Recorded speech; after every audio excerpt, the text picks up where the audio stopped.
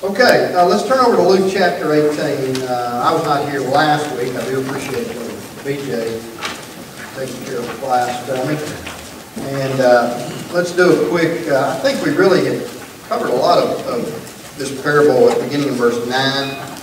But let's quickly review, since I haven't been here in a couple of weeks, and finish up this section we were calling prayer parables. Although really, when we look at this parable of the Pharisee and the publican, and the Pharisee and the tax collector, it's really, while it is in the context of worship, prayer, you'll notice verse 9, he spoke this parable to some who trusted in themselves that they were righteous and despised others. And certainly, that included the Pharisee sect of that day, but I mean it's broader, its application is much broader than that. And certainly it's directed against any sort of pretension, pride in religion, and in ourselves. And so let's briefly go through it again. Of course, it's in the same context as this parable of the persistent widow or unjust judge, depending on what you want to call it. Because you have these connection words there, and I think in the King James, the New King James says also. But two men went up to the temple to pray, one a Pharisee, the other a tax collector. We're not going to go over all that. We've talked several times now about the sect of the Pharisees and when they arose, and generally their proclivities toward showing off in religious matters, binding their traditions over and above the actual commandments of God.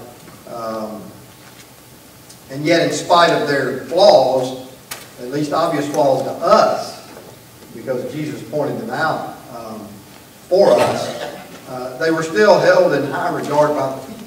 You know, they were the hero of the story, really.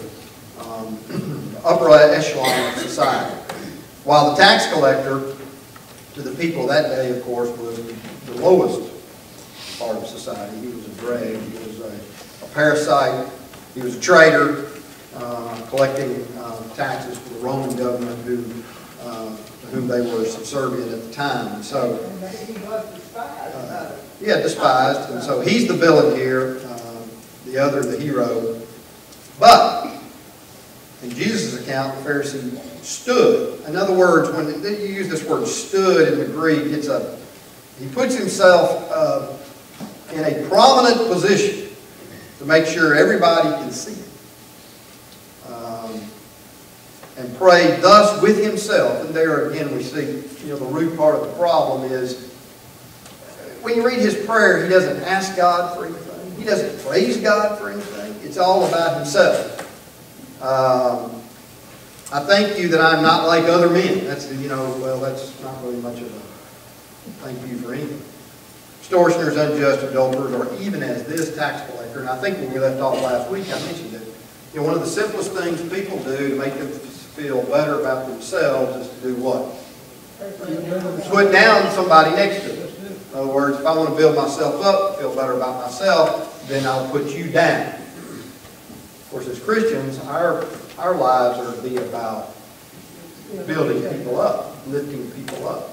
Our lives are to be about service. That is, putting them ahead of ourselves, other people's needs ahead of our own.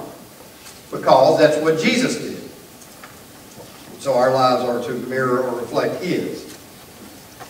But He's putting people down. I fast twice a week. We mentioned again, there was that Monday, Thursday thing. There was some tradition about when Moses went up on Mount Sinai and when he came down, supposedly what day of the week this occurred. And that's where they got this twice a week deal. When the old law only commanded that they do it how many times? Once a year. Right, once a year. Day of Atonement. They did it twice a week. But of course it was to be seen by the people. Give tithes of all that I possess. And the tax collector, standing afar off, would not so much as raise his eyes to heaven, but beat his breast. That is, he continuously struck himself. I think, from what I recall, the word for prayer there on the Pharisee is also in the present tense indicated. This is not, we're not getting in the Holy Spirit did not see fit to give us the whole thing. Okay, we're just getting a glimpse of part of the Pharisees' prayer. And this is something that's going. Because after all, he's there to be seen. So if he's there to be seen, he's not going to walk up there and say a 15-second prayer. I mean, it's going to go for a while. God be merciful to me, a sinner, literally the sinner, was his attitude. That reminds us of Paul, of whom I am chief. And so, just a totally different attitude. And so Jesus says, I tell you, this man, talking about the tax collector, went down to his house justified. There's a legal term. He's been declared righteous, justified, rather than the other. For everyone who exalts himself will be humbled, and he who humbles himself will be exalted. And of course, that's really a principle that we see throughout. We read that quite a bit in Psalms, Proverbs, the Old Testament and the New. God is about raising up those who abase themselves, who humble themselves before Him. And that was the attitude of this tax collector. He had, and I think we said this as we closed a couple of weeks ago, basically, he had nowhere else to go. He was just throwing it out there upon God because he was totally, his attitude was one of total reliance. I'm this kind of person, I need God in my life. The Pharisee didn't need God. He just didn't. He didn't feel a need for God. And so he doesn't really ask for anything from God. So he's not going to get anything from him. Unlike this tax collector. And so you've got two different prayers and therefore two different results, right? I like I think it's in Brother Jackson's little book. He lists several lessons learned at the end of his chapters from the parables. And I like on this particular one, he's got really a fantastic list. Number one, men frequently have an overestimation of themselves. Is that not true? I mean, we see it every day on the news, in people we work with, people we come in contact with. But certainly men have always had an overestimation of themselves. I like this one, though, and really you can, this is perfect from what we get in this parable. It reminds you of 1 Samuel 16, verse 7, with David and Samuel when he went to anoint him. But human evaluation is usually based on what? The outcome. Right? And divine evaluation is always inward. So again, when you look at these two fellas, and we ask the people of that day, well, who's the hero and who's the villain? Well, they're looking at it from the wrong vantage point. They're not looking at it from the heart. And so, pretty good point there. We even derive that from the Old Testament as well. God is looking at the heart. The Pharisee was self-sufficient. The tax collector totally emptied himself of any self-reliance. Totally relying on God. How about this? There's no ground for boasting before God. Anybody feel like we got grounds for boasting before God?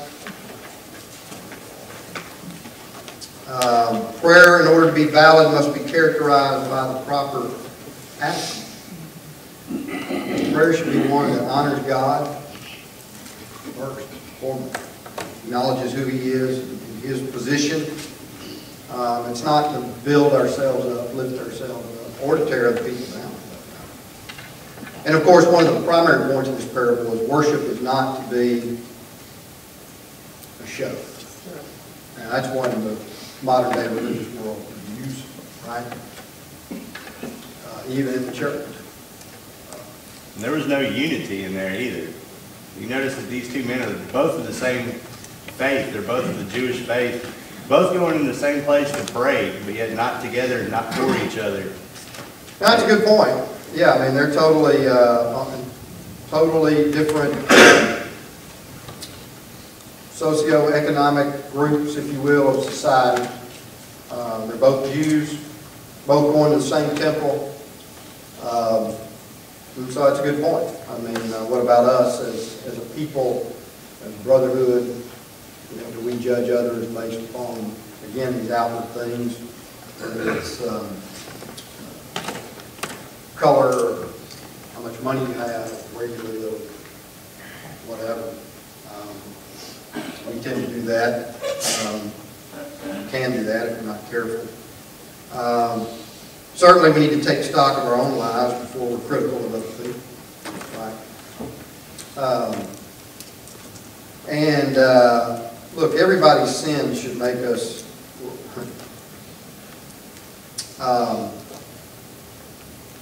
if we truly understand the nature of God, and really there's no way to fully fathom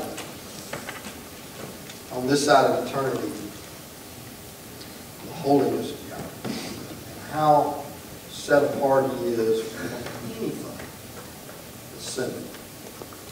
Thoughts, words, actions, it all is extremely offensive to His eternal holy nature.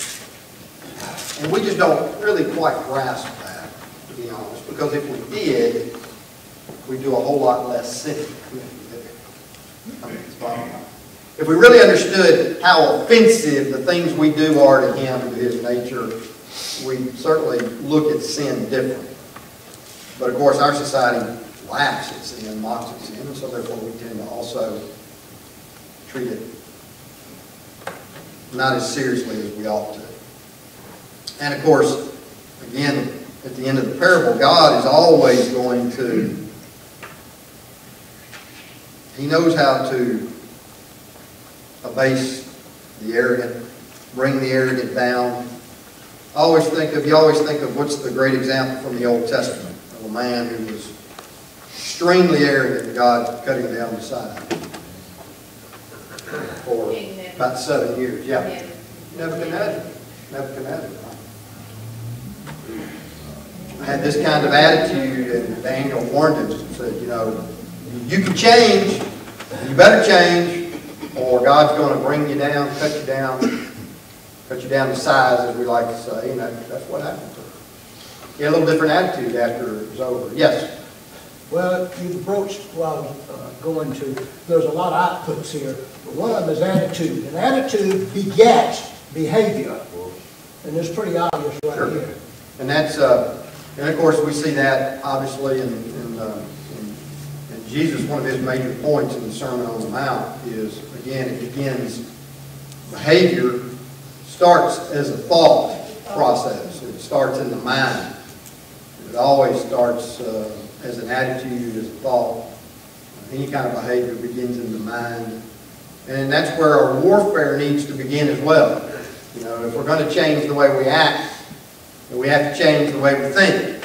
And again, that's totally opposite the way the world is. The world's idea is, we'll make people get along.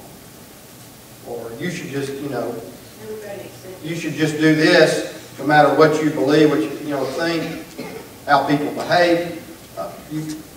You know, and they wonder why society's in the shape it's in. It's because, you know, nobody's changing their thought patterns. Nobody's changing the way they're thinking.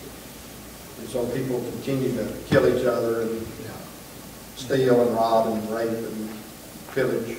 And then we're told, and it's unusual, I talk to people every day that say, well, you know, you talk about a crime rate in an urban area like Memphis or Chicago or whatever. Well, you know, we got to do something about those poor people. We got to get them money, we got to get them jobs, we got to get them education. Well, what about some ethics? What about, you know, changing some thinking? What about some morality? Money is always the answer to our society.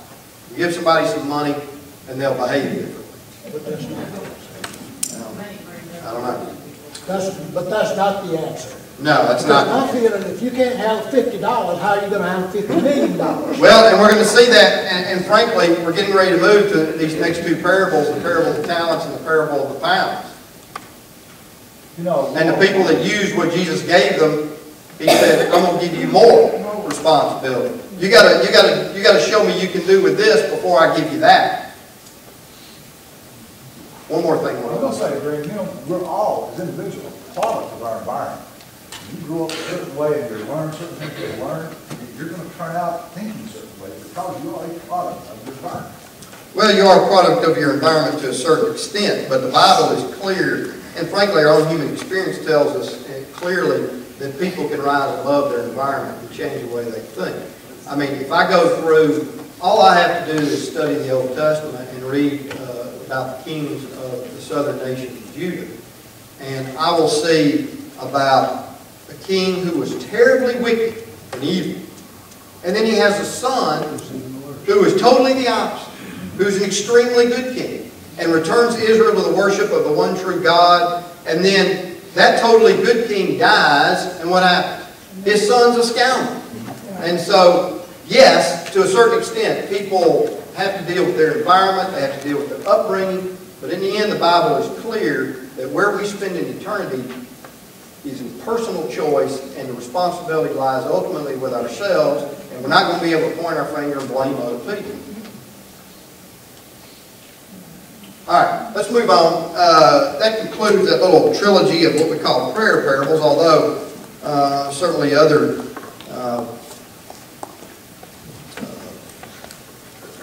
points to be made in those contexts. We want to look at what we're going to call three stewardship parables, although really when it gets to these, you're not just talking about stewardship. We could lump these in with, we're going to get to another group down the road called preparedness parables. Because really, let's turn over to Matthew 25. When you get to Matthew 25, you're really talking about preparedness, but even though we're going to lump this in with what we call stewardship parables, parable of the talents. There is also a parable that you will find in Luke chapter 19 that we're going to look at as well, called the parable of the pounds. And they are similar in some way, but they're not exact. And there are some things to point out. And in fact, the context in which these parables were given are different, even though they're similar. And so some commentators have said, well, we think these are different versions of the same parable. No, I don't think so, because the Bible is clear when these parables were given. And so if you look at Matthew 25, the one we're starting with first, Matthew 25 is in the context of what? When did this parable take place? Going back to chapter 24. Where was Jesus? What day of the week of the crucifixion week was it? Anybody know? It's Tuesday, and he is giving his famous what? No?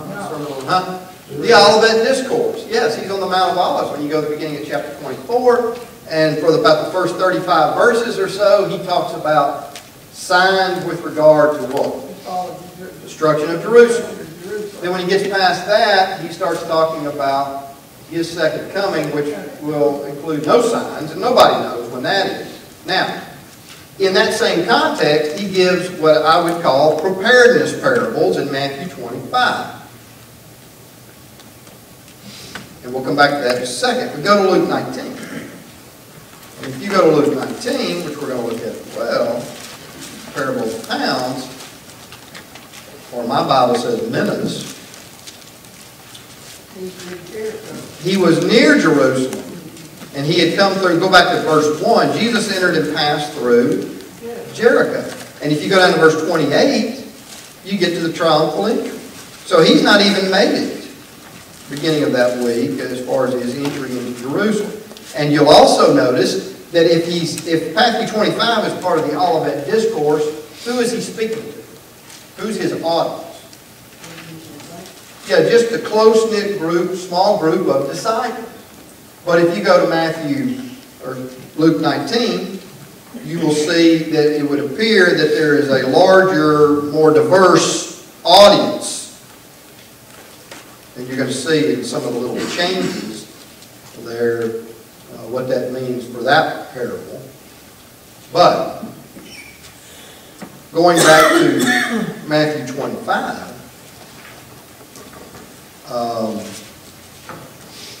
you've got this inner circle, Olivet Discourse, and what is the parable right before it? We haven't looked at it yet, but we're going to. Yeah, the parable of the 10 virgins. Now, without us discussing the parable of the 10 virgins, what is the point of the parable of the 10 virgins? Okay? Preparedness, constant alertness, being ready for His return. But does that mean, like some of the Christians in the first century thought, and like some people today, well, let's just shut the door, buy provisions for about a month, and let's just hunker down, and we'll wait till He gets here? Is that what preparedness means? No. No. 1 Thessalonians was written because of that problem. But this parable, following up after the parable of the 10 virgins, says, well, if you're going to be prepared and you're going to be alert, you better be spending your time not being idle, but what? Being about the Lord's business. That's right. If you want to be prepared, if you want to be alert, if you want to be ready for when He comes again, then you're not going to be sitting around doing nothing. You're going to be busy doing all you can do on His behalf until He shows up. And so they work together extremely well. So let's look at it. Verse 14. The kingdom of heaven is like a man traveling to a far country, who called his own servants and delivered his goods to them. Well, who's the man? Yeah, it's Christ. Christ is the traveler. And notice He calls His servants. These are not people that don't follow Him. Okay? And to one He gave 5 talents, to another 2, to another 1, each according to his own ability. And immediately he went on a journey. Well, what's a talent? Yeah, it's money. How much was it worth during those days? About 15 years later. Yeah, it's about $1,000, according to our money. I mean, that's what most of the commentators can say. So that's quite a bit of money. And so a lot of people read this parable, and they read the word talent, and they think, what? Ability. That's not what this word talent means here. This is a piece of money. It's a measurement of money. And so He distributes this money. But notice how He does distribute it. And before He goes away, where's He going? Far country. Well, I know it says far country, but He's going where? Going to heaven. He's ascending back to receive His kingdom.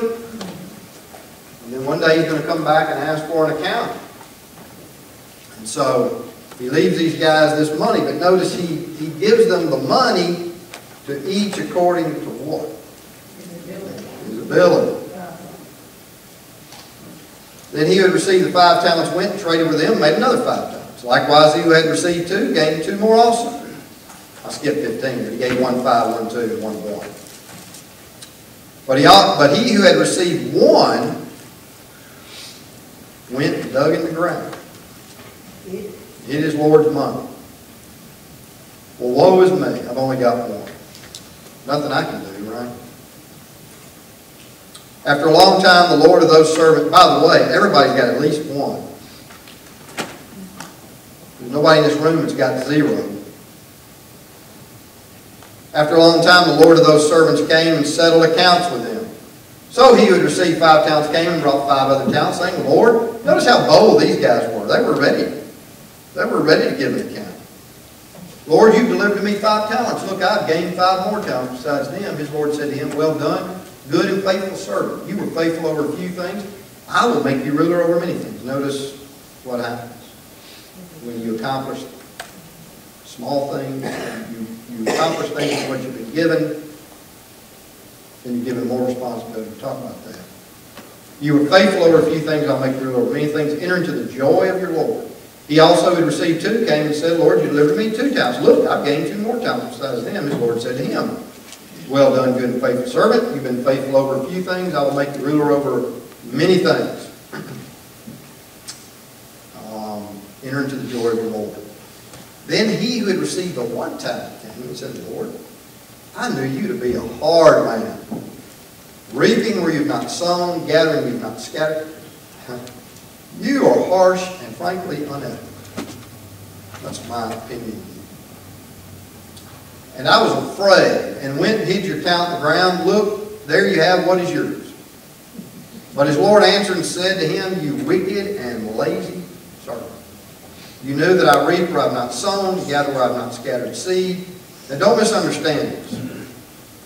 So you ought to have deposited my money with the bankers, that at my coming I would receive back mine own with interest. So take the talent from him and give it to him who has 10 talents. For to everyone who has more will be given, and he will have abundance. But from him who does not have, even what he has will be taken away. Cast the unprofitable servant into the outer darkness. There will be weeping and gnashing of teeth. Now don't misunderstand what Jesus is saying here in this parable. The master here did not admit to the allegations that this 1 talent man made. He didn't say, oh, you're right. He's not saying, oh, you're right, I'm a harsh, unethical person. I'm unfair. That's not what he's saying. What he's saying is, if that's what you thought, if that was your opinion of me, then how much more should you have gone out and done something?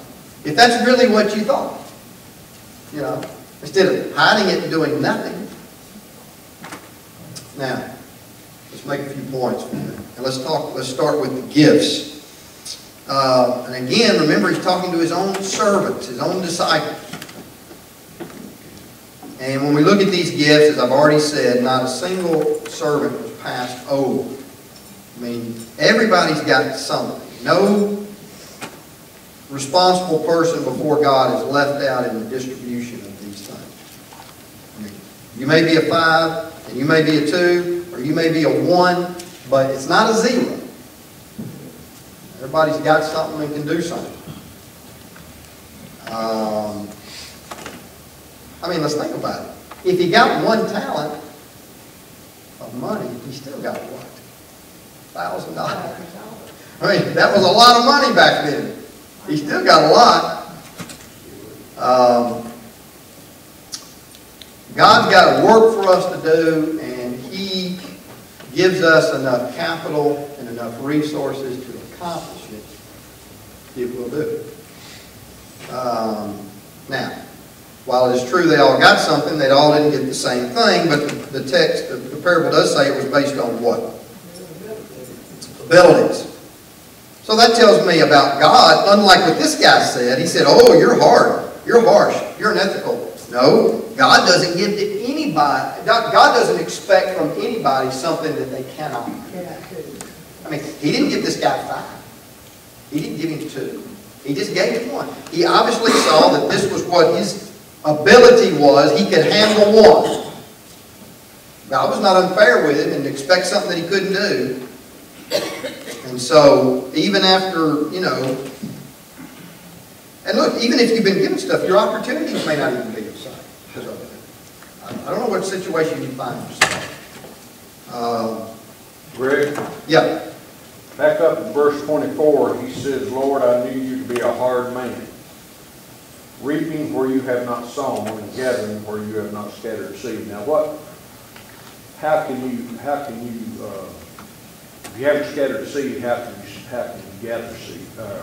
Well, I mean, again, I think he's charging him with something unethical. He's saying you take from people that, you know, stuff's not even yours. That's how hard you are. That's how hard you are, which was not true. But his response was, well, that's what you thought of me.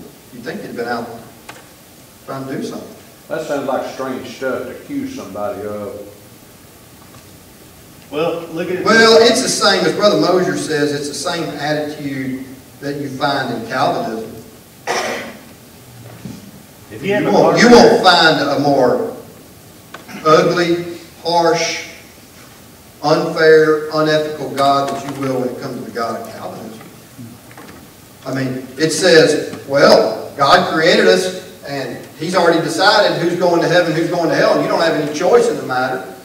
This is a God of Calvinism right here. Ugly, mean, vindictive.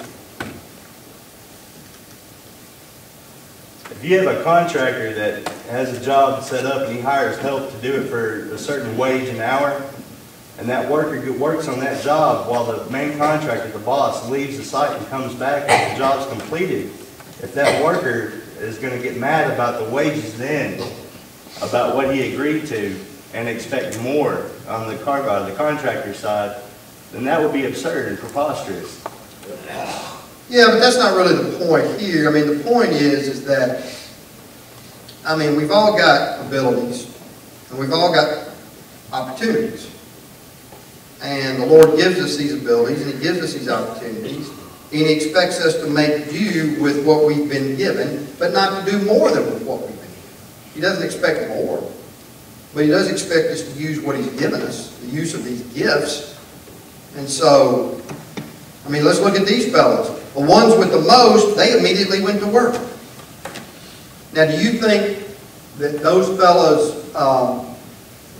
do you think that buying, or selling, and trading, or working, do you think that came easy to them? See, that's the other thing, too.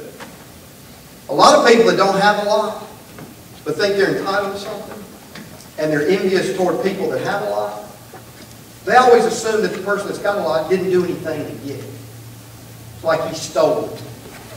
Well, so-and-so is a billionaire. He ought to give me some of his money. Well, why should he give you some of his money? Well, he didn't work for it. Well, wait a minute. How do you know that? I know very few people that didn't work hard to get where they're at. In fact, they put a lot more into what they're doing than I'm willing to.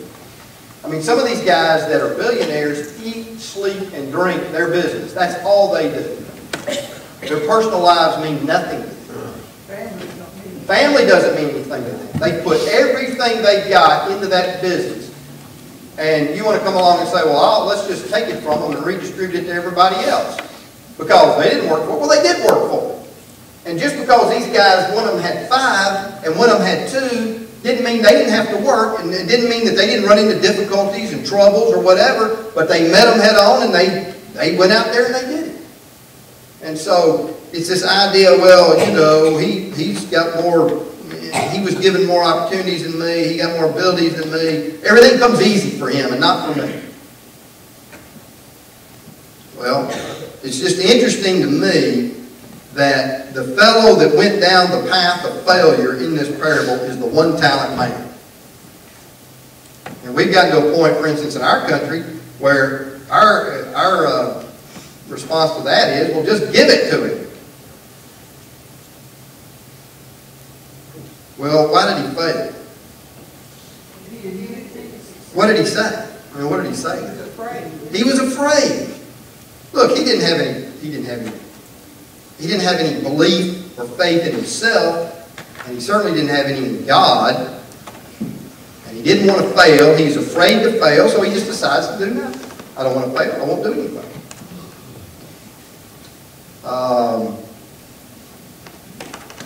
It kind of reminds you, well, let's think about this for a minute. Let's just think of the acting. That's an easy. Do most of these people that are big-time actors and actresses, regardless of what you think, did most of them just become stars? Did they just wake up one day, they graduate from high school, they go out to Hollywood and say, hey, I'm going to be the next best thing that y'all have ever seen. Would you give me the leading role in the next big movie, blockbuster? Is that the way it works? No. How does it work? They go out to California or they go to New York and they spend several years doing what? Starving. That's right. Yeah. They go to casting calls after casting calls while they're waiting tables, because obviously that's a job that you can do and still go to casting calls, because that's what they all do. And so they wait tables, and they live with 2 or 3 other people because they don't have any money, and they finally get their big break, and their big break is like 2 minutes in a commercial, right? So, if they were the one talent man, I guess they would say, well, look, if I can't have the leading role, I just don't want it. Forget it. No, it doesn't work that way. If I can't have the role that everybody sees and that's out in front, I don't want it. And frankly, this guy failed because he was afraid to work. Let's face it. What did the master say to him? You're a what? You're lazy. You're lazy. He was afraid to work. You ever heard of people that are afraid of a little hard work? They have an allergy when it comes to hard work.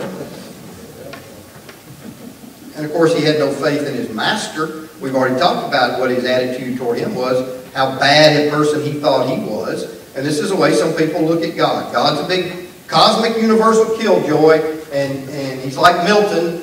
Milton's Paradise Lost. You know, I'm like the little mouse. He's holding by the tail over the fire, and he's just kind of playing with him, dangling, having a good time. That's not God.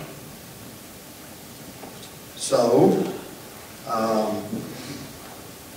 he doesn't, look, God just doesn't give up bark orders and make demands on people. He loves us. He knows what's best for us. And according to this parable, when he gives us something to do, he gives us what? He gives us the means with which to do it. So, there comes a time of reckoning, right? Always is. And he was happy with the first 2. And it's interesting. What's that old phrase? You know, if you don't use it, you what? Lose it, right? It's that way with your physical abilities. You know, muscles atrophy if they're not used, right? And that's what happened to this fellow. And that comes with, you know, athletic skill or any dexterity. You know, skills have to be sharpened. Things have to be used. And so, it's not that these fellows were more gifted, but they could have been as lazy as this one and buried their 5 or buried their 2. Yeah. This may not be pertinent, but I was just thinking about, there's a lot of stuff I was thinking about, but I just got to put this out there. Watching CBS Evening News a few days ago, I think it's down in Florida, this young kid had no arms. He lost his arms in his youth. And he would go to, whatever, the recreation field, and he would be rejected. Had no arms, can't do anything. Finally, somebody accepted him. Some coach said, okay, you got to show up to practice, though. And this kid is always out there practicing. He won a game. I mean, he caused the team to win a game because he scored 2 3-pointers. 2 3-pointers. He cast his net down where he was. This is what many people fail to do. We can find all of the excuses that we want to, but we fail to cast our net down where we are, using what we have. Yeah, and those kind of examples of people that overcome physical handicaps, disabilities, that translates into the spiritual realm. It translates into any realm. Business, personal life, the spiritual. My wife loves this story because I tell it a lot. But when I was in junior high school, they brought a wrestling team in and from another school, and they let the whole junior high out to watch this wrestling match. They normally wouldn't do that. They let us watch this wrestling match because they had a guy, the other school had a guy on the wrestling team that had no arms and legs. And so we watched this guy wrestle. I mean, it was amazing. You know, he's just sitting up there. Of course, he had the strongest neck you've ever seen. But he could sit up, and then, you know, when it came time his turn, and he'd pop down and roll faster than anybody could run. He'd pop back up, and he's out there ready to go. And you know, in Greco-Roman wrestling in high school and college, Olympics, you understand there's 3 rounds. And you start when you're both standing up. The first round, that went fine. Second round went fine because he was the guy that started on the bottom. But the third round went bad because he was the guy that started on the top and he's got no arms. So, you know, the other guy starts down with hands and knees, and you hold his arm like this and you wrap the other one around his torso, and that's how you start the third round. And that's how he got beat. He finally got pinned. But it took that guy forever to pin him because his neck was so strong. But I've never forgotten that experience, watching this guy wrestle. Because there's a guy, no arms, no legs, I guess, that could have said, I can't play anything. I can't do anything. I don't know if he ever won a match, but I suspect he got a lot of brawls because he was tough. But that translates. Those kinds of things we see people do, overcome physical disabilities, that translates into every area of life. It translates into the spiritual realm. You know, we can sit around and, woe is me, I can't do anything, I got nothing to offer to the Lord, so I won't do anything because I'm afraid. And he says that won't cut it because I've given you something. I've given you something you can do, and I've given you the means wherewith you can do it. Bottom line. Yeah, last comment. I think another thing that pointing out is how happy the other two were by their accomplishments. Yeah, they were bold, absolutely. They were excited. We'll talk about that a little bit next week with the parable of the pounds, about what it means. And we didn't get to this today, but we will next week because we're going to go to Luke 19 next week immediately when we get here. But we're going to talk about what that means that they got more. You know, once they had proven themselves with what they had, the Lord gave them more. Yeah, but they were happy before they got them. I understand. They were staffed. You said your point is they were happy in their sense of accomplishment. Absolutely. No question. And they were bold, and they were very excited to tell their master. Okay, we'll pick up with the parable of the pounds. I think we got one other stewardship.